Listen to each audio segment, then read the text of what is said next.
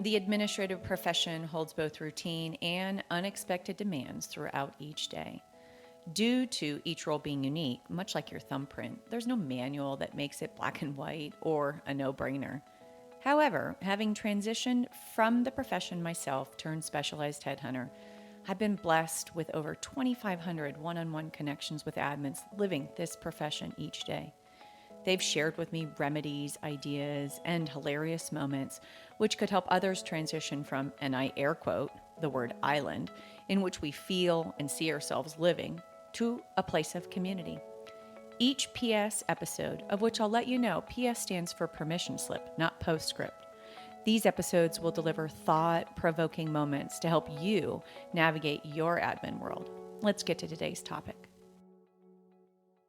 Welcome, everyone, to a PS episode, and I'm thrilled to bring this wisdom to your ears and to your thoughts. I do consulting calls with this wonderful, rising, exceptional admin, and during one of our most recent calls, we were going through her wins, which is awesome, right? We want to start with that, and we kind of want to also end with a positive note.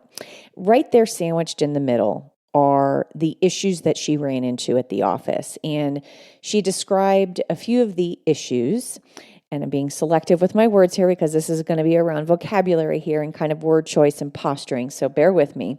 She was describing some of the issues, and she was explaining an incident and said, I absolutely, totally made a mistake. And I was like, I can see how you would describe that as a mistake. Then she goes to the next thing where she was explaining steps A, B, and C, and like she kind of forgot D. And I said, you've brought up two issues where something went wrong, and I want to give you a new place of observing you and yourself in your role. And now she's intrigued, right? She's like, oh, okay, what are you talking about?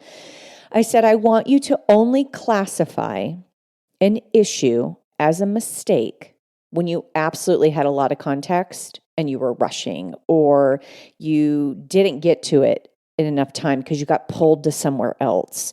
And the example here is she had sent an email to someone.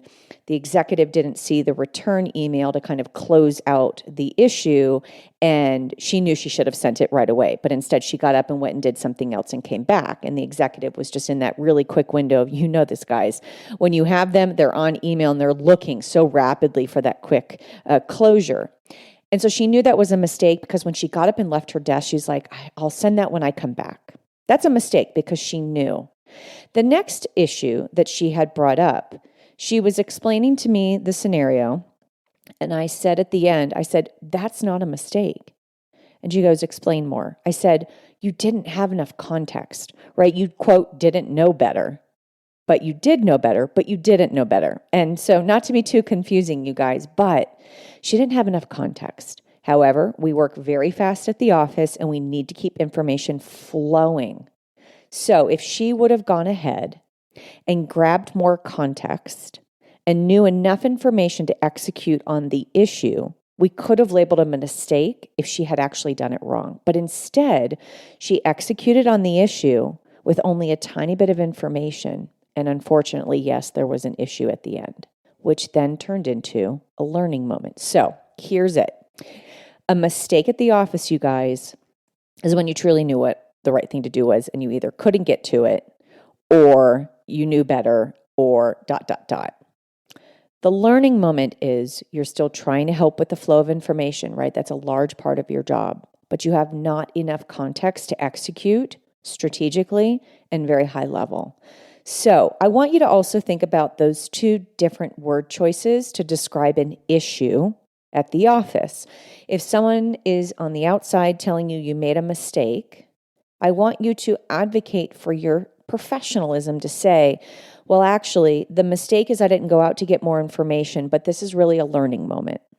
And if they don't understand, that's okay, right? Because you're using leadership language, and if you start using that more, they're going to maybe inquire, what do you mean? You keep saying that it's different, it's a mistake.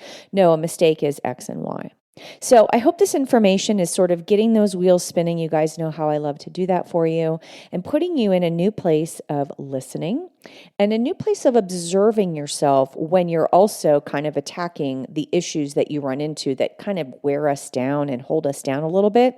Remember my 5-minute rule, only do it for 5 minutes in little micro steps throughout the day. But remember, the way that we posture our words and the way that we approach the things that we're dealing with every day, it doesn't have to be very basic with the word mistake for everything, because it could also be a learning moment. So I hope you guys enjoyed this. Thanks for listening in, and have an awesome day. Thanks for sharing a little bit of your time with me and allowing me the opportunity to inspire you. My intention with the PS episodes are for you to rediscover why you're in this profession and continue to love it. Have a great day.